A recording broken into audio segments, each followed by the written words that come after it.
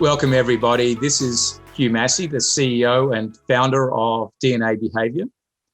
And today I'm delighted to be hosting another one of our identity conversations. And I have with me David Elder, who is a wealth manager and partner at Merit Financial here in Atlanta. So it's good to have another Atlanta participant with me today. So, David, welcome to our conversation. Happy to be here, Hugh. Thank you.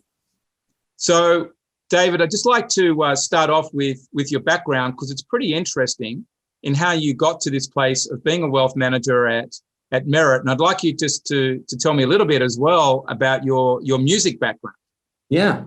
So it's interesting, when I first started down the path in the financial industry, I almost looked at that as this weird tangent and negative aspect. Shouldn't you have studied finance as your undergrad, for example? Now I actually look at it as one of the strengths. So I started off in high school. I was either I wanted to study finance and become a financial advisor, or go into the music field. And the advice I got at the time, which was really interesting now to look at, was really follow your passion and do what you love. And I later realized that two things about that. One, what you love to study is not necessarily what you love to do to make money. Those are very different things. And in fact, the skill set and how you perceive your passions, very different. I'll give you a good example. Hugh knows I'm a golfer. I enjoy playing golf recreationally, but if you made me do it on a highly competitive level, I think all the fun would be sucked out of it. But with that advice, follow what you love. I went on to Belmont University, which is an amazing place. I have a high deal of respect for the overall way they do kind of just innovators in the industry, do core education, things like that. Studied it very successfully, and then started working in it in a couple of years, barely making enough to even rent the cheapest apartment I could find and get by. But, I was still making it enough to say, okay, I'm doing this. And then as my life progressed and I began to fall in love with Allison Elder, who's my wife to this day, and start to really put together the idea of what it looked like to be an adult and have a family and where that would go, I realized that I'd gone through 6 to 7 years of my life not thinking about finances. And how at that point in time, if I didn't make a change, I was probably not going to have the future that I was really desiring. And so I went and pivoted. One thing music teaches you is to absolutely over prepare for everything on an almost irrationally basis. So I'll give you a great example. If you're a high level symphony orchestra player, you're probably practicing your violin to a level that maybe another symphony orchestra member can recognize, but the average person sitting in the audience isn't even going to hear the difference, but they still do that just because of their passion. And so from that idea of preparation that had really been instilled in me in the music field, I knew if I was going to pivot and go towards the financial field, which, by the way, I feel just completely blessed to have had some of the relationships in my life that showed me that. My dad in particular worked in that field, saw how he loved helping people, that his passion there. And so I figured, why not give this a try? I went in that direction and did like it. The first thing I had to do was go back to grad school. So then I went back to grad school. Then I had to get a CFP, and all these things really because of the music background of, hey, when you're going to go out and work with folks, you've got to have practiced this. You've got to be prepared. It's got to be high level quality. So anyway, that's probably longer winded than you were looking for, but that's certainly with the music path. Now, how I love how it got me to where I am as a financial advisor, but then also having both the creative side of the brain and the more MBA type side of the brain from grad schools, a nice balance. It probably took a lot of courage when you're finishing high school to go down the music path, though, didn't it? Given your dad is a very well-established financial advisor himself. You'd be surprised. Absolutely, it did. And really a lot of faith, and when you look at my DNA, trusting and having that faith is just a little there. But yeah. Well, not many people in life get to choose to do their passion, and you went and did it. And it seems like, David, the lesson you learned out of it was preparation, or extreme preparation, and to be prepared for all circumstances. I would say that's the takeaway I have most today. Yes. But what's the part of being a financial advisor that you really love? You know, when you're working with the clients, preparing financial plans, what's because there's so many dimensions and facets to financial planning. Most people don't realize out there actually how complicated it is and how involved it is. You know, but what lights your fire in being a financial advisor? Yeah. So helping people have a good relationship with their money. You know, we all do. And too often we use our money for, I almost feel like, irrational reasons of just accumulating and not to better our relationships, not to really go after life goals. And when you help people either know that they can achieve those things, realize they can do more than they wanted to, you know, back to the music thing, there's a Charles Mingus line. He says, it's commonplace to make the simple complex, but it's creativity and genius to take the complex and make it simple. Yeah. So when you take somebody who may have all these moving pieces, but you make it all, you know, break down into a simple form for them. So not only do they understand what they're doing, but they really feel comfortable with what they're doing. And they really, you know, basically you take something that, and a lot of us do worry about money. And if you can take something that someone worries about and make it a point of peace for somebody, or something that they don't feel like they need to worry about, I think it's a great service. So do you sort of look at and say, you know, my purpose here is to take the worry out of money for people? Is that how you look at it? Yeah, you could. I've expressed it with the word regrets on my LinkedIn page. And I say help successful families live a life without financial regrets. I think so much of that has to do with, you know, my own personal story of going through a time in my life where I didn't think about money, and then waking up and realizing I needed to. And a couple of other things that have happened. But yeah, if you could help people not worry about it. I mean, if you think about it, even some of the wealthiest people you know worry about money all the time. Maybe they worry about how their children are going to inherit it, and who's going to fight over it, who's going to sue them over it, and who's going to, you know, do what. But yes. When I was a wealth manager, one of my early clients was pretty wealthy, and you know, it was a large eight-figure sum between him and his wife. And their number one worry was about how much money they would have in retirement. They're 50 years old and they've got north of $50 million, and they're worried whether they're going to have enough. You know, and so people do have those worries, and it's either, have I got enough money? Yes, what's the impact going to be on my children?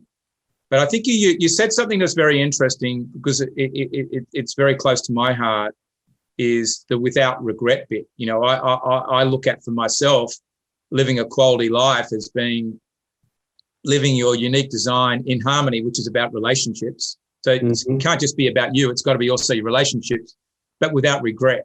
You know, is that I want to be able to leave this planet having done the things that I would like to do, and not look back and say, I wish I did it.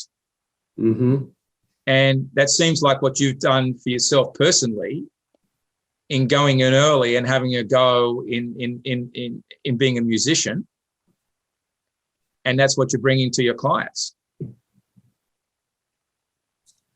You know, I on a high level, I would agree with that. Absolutely. You know, it's one of those things where what do you want in life certainly evolves over time, and it takes a while sometimes to even recognize that. But one of the things I found with clients that I like a lot is that vision. And here's where I think financial planning can be bad, is when you do an initial data intake, you put it into a plan, and you assume that 3 years later, what people want is that same thing they told you they wanted 3 years ago. COVID's a great example. I mean, if COVID hasn't changed the goals of a lot of people, you know, I don't know what has. I mean, the amount people have changed in the last year is just amazing. And so, you know, thinking of that, and, you know, knowing it's an ongoing, not static thing, which is, again, back to the relationship side, what makes these relationships so interesting. And then doing that. Yes. So in a way, life is not linear, is it, David? At the end of the day, it doesn't go in a straight line, and very few of us know what's going to happen tomorrow. Right. And, you know, COVID was an event that none of us individually could have controlled.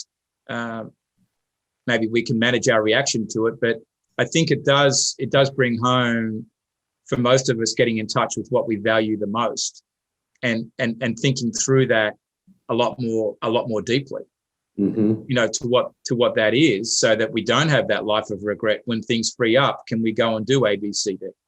Mm-hmm. So when you're working with the client and you're helping them, take the worry out of money, which I think's a great thing to do, and the end goal of, in a way, living life without regret, because you've got to have some money to do that. What's your magic? What's the part that you concentrate on the most or are the best at when you're helping clients with that? Helping them open up in conversation, and then keeping the conversation relaxed and light enough where it really develops into something true. So often it's not just that people worry about money, but it'll make them nervous at times. And quite frankly, when you're dealing with a spouse, sometimes, they don't even know what the other person's thinking. And it's amazing to have those conversations. And I think the skill to make people feel relaxed when they do it makes the meetings go well. So your financial DNA style. So you've worked with us for 5 or 6 years now, at least 5 or 6 years, and have completed the process with a lot of clients. But your financial DNA style is a community builder. Correct. So when you're pretty trusting person, creative, spontaneous, lifestyle driven. So when you learned all of that, how did you feel, and what did you see, how you could use this with your clients? Yeah. Well, it's interesting. My journey with financial DNA and it keeps getting deeper, I would say, as far as going back into the different parts. At first, I thought, it describes me, but this isn't all that important. But then I went through the process of buying a house, and I kept seeing myself go back to these decisions more and more, kind of reverting through it as a time of stress, which I know a lot of people I work with go through that stress, rational or not, at the point of retirement. Oh my gosh, I've gotten a paycheck my whole life. Now I'm not getting a paycheck, even if I'm worth 10 times more than I need to be. I'm still nervous, like your client you described earlier, Hugh. And I found it the kind of house I was looking for, as far as not really, really viewing it for what my family needed. The reason we decided to do is my wife was pregnant with her second child. The way I would trust either the contractor or the repairs to get done, the things I was willing to put up with on the content side that my wife wasn't, with her DNA being different. And I really realized, man, this thing's describing me more and more. So I came back to it and paid attention to it more and more over time. And as it started to value it more in my own lives, I started doing it with clients. And lo and behold, it helps speed up the time frame that you get to know someone so quickly. And here's the interesting thing: as a community builder, I can have a very good relationship where I feel like everything's going well with a strategist or a reflective thinker, but the DNA helps me to think under the hood, they might be showing something different than they are on top. And knowing that those other people are that way, you give them something more like what they're wanting. But, seeing it both describe me more over time and to better communicate with other folks, kind of, with my journey on DNA.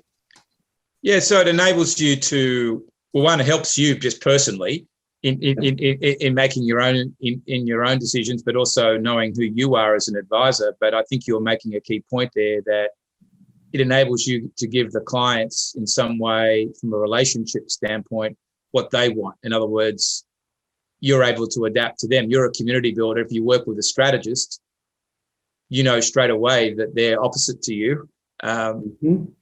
They probably are the good case of someone who's going to worry about money more than most. We all got to worry about it to some degree, but strategists, even if they've got a lot, will always worry whether they have enough. The couple that I mentioned before that were very wealthy, they were both strategists. So that's where that comes in. But what do you think it is in your DNA style, though, that enables you to have these relaxed conversations to, in a way, take the the worry out of money with the clients? It's a little bit of the spontaneity, the ability to have the open dialogue, make sure it seems approachable. I know one thing, and I might be weaving too much here, but when I think about my wife, she has the need to have agendas set when talking about money. Like that's a huge part of her planning process. And we can get in a lot of fights over money because I'll just bring stuff up whenever, and not even think about an agenda or running through it. But what that does is, it's just, it tries to make people calm and feel, a lot of people I've noticed with money, for whatever reason it is, there's also a little bit of shame there, no matter what, they should always have more. Yeah. And if you take off that ability, that item of shame, it's just a much more comfortable, pleasant conversation. I've even had somebody tell me one time, they're like, I really wasn't looking forward to this. I thought it'd be like going to the dentist, but it really wasn't all that bad. Well, I think that unfortunately people define their success by how much money they have. Yeah. And that's the wrong criterion or the wrong measurement stick. It's an indicator that you've been out there and done something potentially. Sure. But there are, if I use an example, there's somebody I was on a call with last week who said her husband was more successful than her. Now they're both entrepreneurs, and he's in one business where it's more transactional, it's doing deals. But hers is she impacts a lot of people with the work that she does. The marketing work, the branding work, lots of people and lots of businesses. Now, she may not make as much money as him, but I don't think she's less successful than he is. Yeah. And I think that's the sad thing. But so it seems though that what you're able to do though with your friendly community builder style, because that's what community builders typically are, is create that calm situation for people to talk. And open up to you about what their money worries are. And perhaps your style doesn't stress them as much as well, so they don't feel as pressured about it. That in that some other people could bring too much energy to a conversation that's already going to have energy. If you think about it, money's already emotionally charged. If you bring a lot of energy to it, that could make it worse, can't it? Mm-hmm. Absolutely. So it's interesting, your definition of success there. As a community builder, I always think of the movie It's a Wonderful Life, and George Bailey and how he defined success. And certainly there were some financial aspects to it, but that's absolutely where I would see the value. Have you defined success for yourself? That's an interesting question. I know certain things and certain metrics I'm looking for, but I think success for me would be really being present. I haven't had a good definition of it, but I think it would be really being present and in tune with all of the things I do and all the meetings I go into. So you bring your best foot forward. You're working with that. You're working with the right number of clients. You're working with the right life work balance. And as I said, we've all want different things over time. So I get like now with COVID, the right balance of going into the office versus working at home. I used to never value working at home, but I kind of realized over the last year, it's nice sometimes, it's sort of funny with success. I know when I'm not being successful, but I don't know necessarily when I am being successful. So when are you not being successful, do you think? Yeah. So I can have times where I'm, overly open on my calendar or not focused on the right things, maybe don't set boundaries correctly. When we start doing that, I feel either overwhelmed or even at times, one of my tendencies is to be content. I can be very content until I'm just frustrated, and that's not successful. And, I have certain things I want to do on a daily basis that if I do all those things, I consider it a successful day unless I choose not to do those things. And if I choose not to do those things, it's okay. But if I don't get to those things because it's frantic, that's not a successful day. Yeah. Yeah. Yeah. It seemed to me, David, it goes back to something you said a little while ago in this call or conversation at the start, that it's around taking the worry out of money for people. Mm-hmm. And in a way, you're being successful if you can take the worry out of money for every client, and also for your family. Mm-hmm. If your wife might worry about it more than you do, Mm-hmm. Which is possible if she's at home with 2 children, and you've got to educate them and make sure that they're healthy and brought up and all those things that cost money. But I think to me, what I'm hearing is that you feel more successful if you can create those relaxed conversations with the clients and get them not to worry about money. Oh, and it's certainly with the family, man. You hit that on the head, because sometimes people, depending on how they interpret all this behavior stuff, sometimes they look at community builders as being less driven, for example, compared to an initiator. And I don't think that's necessarily the case. I just think we're driven by different metrics. So if you said, go out and provide more this year for your family, I would say, heck yeah, I'm on board for that. If they say, go out and, bring in X number of dollars, it doesn't resonate with me quite as much. But when you see, that you're helping clients and you're helping your family, that's motivational. Well, because I think the component that we could add on to this is lifestyle. You're taking the worry out of money so people can have the lifestyle they want to have, which is living without regret at the end of the day. Mm-hmm. And I think that's the key thing. And then how you get there is in part creating having the relaxed conversation to open people up, to get them to talk about it. Mm-hmm. And also you're probably you're intuitive with the questions, I imagine. Do what was that? It kind of cut out on the internet. You're intuitive with the way you ask questions. In what, Did Intuitive, yes, absolutely. I am, it's interesting. I do have certain set questions I usually like to ask, or a flow, but it's more around big categories of, like someone's values, for example. You have to ask them what's important about money, but the way they can answer that question totally dictates, the next 3 questions that come. And that's something I learned in that as a financial advisor that created a lot of success, actually. It's about being relaxed, but it's also asking them more questions versus presenting and telling them things. And you get a lot further doing that. And that also helps you learn to know people a lot better. Yeah, I think I wish more advisors really knew how to ask questions better. I think it's so important to recognize that each person wants to be asked the questions in a different way. And maybe where you start is important in how they're asked. Yes, the big topics have all got to be covered, as you said, but they need to be asked differently. The question, how you might ask me questions, might be different to asking you, and the slant on those. Just because I, for example, my style being an initiator, which is opposite to yours, thinks in terms of goals, but maybe not as much in terms of lifestyle desires. Yeah. So if you switch that around, you've actually asked the same question.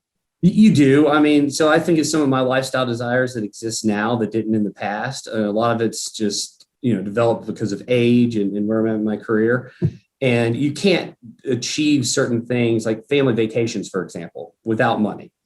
They have to be there. But, a community builder, it's going to be much more, how does this make you feel? Whereas for you, it's much more, tell me what you want to achieve, because you already know what you want to achieve, most likely. Yeah. So, David, when you're working with clients and doing your wealth management work, is there a part of the role? Is there a part of this overall service that your firm delivers that you concentrate on more than others? Do you have team members that are doing other parts of the service more so than you? Like, do you have team members that do the number crunching part or the investment analysis, and you concentrate on the client meetings? Do you break it up that way? We do. Certainly the investment analysis. We have a robust investment department that does nothing but investments. That is a nice, I think it's actually nice to not be trying to wear both sides of the brain. I do serve on the investment committee. I enjoy investments. I think my strength in investments is more about helping people interact with their investments and relate to them than it is, picking the best investment. But I'll tell you all day long, relating to and making good investment decisions is, every bit as important as picking the best mutual fund or ETF, quite frankly. Other stuff, can lead to buying and selling at the wrong time. So we do have that. Have somebody else, and this is a behavioral thing that's just freeing to me, who works completely on the administrative side. So I don't have to do paperwork, administrative stuff, really things that, quite frankly, you could double what I make and I couldn't do that job well because it's not my strong suit, or it'd drive me crazy. And then we have team members who work just on marketing. And, that's really about trying to help get advisors in front of people, which is very different than the way I think of advisors as, acquiring business. For us, it's really more, how do we talk to people? How do we help them meet their goals? Yeah. For them, it's, they know nothing about finance, but they might know a lot about, putting together marketing events and stuff like that. And so, not wearing all those hats is hugely important. Yeah, I think that's very important, for you as the wealth manager to be focused on having, if it's your strength, having those conversations with the clients and, working them through not having any more money worries when they walk out of your office. That's that seems to me to be the key thing, and delegate the rest. Yes. And it's a blessed place to be when you're able to do that. Merit does a great job of helping advisors get that structure, but I know a lot of advisors in this industry that have to do all that. And it would be a hard place to be as far as fragmenting out your brain and core competencies. Well, it doesn't make it very enjoyable, does it? At the end of the day, and as we talked about at the start, it's hard to be working in your passion if you have to do every part of it. It's too broad. Yeah. So, David, just as we wrap up, is there anything that you would sort of recommend out there as a tip for our listeners, whether it's a book, movie, best practice, anything? Yeah, there's a book. I think there's a book called Drive by Daniel Pink. I think that's a huge book for the way people are motivated in business, because so often it was all from the carrot and sticks financial side and not as much from the behavioral side or the culture and value side. I think that's a great book for people when they're thinking about how to motivate team members. Right now I'm working through, and you always like the book you're currently reading, right? But Arthur Blank's book, In Good Company, and the way he does business to me is just, really relationship first, which resonated well. And obviously he's been very successful with that. And then the other thing is, back to the music side, diversify your thought. If you're in business, don't only read business books, read other stuff, learn other stuff. No, there's a lot to learn from great musicians, artists, sports people, and how they've got there. Mm-hmm. And as you said, in some of the professional way in which they've trained themselves, they've approached the activity or their craft, their mindset. Yeah. I mean, my gosh, back to preparation. I mean, who can you learn more from than like a NFL quarterback like Tom Brady or somebody like that, and how focused they get. So do you ever do a sort of a musical rendition or anything for your clients directly? Something that you're involved with? I should probably, and I would have probably come up with that a little earlier on in my life. I've kind of put that part a little bit aside. But what I have done is it's certain client events and stuff, just called on people I know and maybe have a piano player at like a little event that wouldn't normally be there. And that's been kind of fun. And then, trying to use analogies just because it's a very native language to me, and they like that. And, you do think as an advisor, like, who do you relate best with? And I tend to relate best with people that have some artisticness, a family steward, want to take care of their family type person, and then also faith and then enjoy technology. If you do all four of those, we're probably going to relate really well together. And so, just talking about your interests, I think gravitates you towards the people that you really would work with. And I think that's why it's important to bring these things out, and that, for you, and I want everybody who's listening to this to understand how important that music, is to your makeup and your fabric. And it's got a role in your identity and who you are today. And you're one, to me, you're one of the lucky ones that got to go and live that part of your passion early in life. Yeah. And not get to 50 years old and think, gee, I wish I had done it. Yeah. And I think that's a good story also for your clients when you're talking about living without regret. Yeah. Well, then I'm hoping when I'm, 50, 60 years old, my children are grown, and therefore, the resource that gives you back is time, maybe get back into some music lessons or a good band to get with. But I will tell you that is, and another side of it is I enjoy listening to it every bit as much as playing it. But, it's a fun little hobby when you have time. Yep. Well, that's fantastic, David. So thank you for spending time with me, and look forward to, talking again in the future soon, and seeing you on the golf course as well. Yes. Well, and your golf dad, came into I my see life him down there more than you. And actually overtook music to some degree, because the nice thing about golf is you can go out, by yourself or whatever group you have. Music, you have to have the right group of people, and their schedules have to overlap.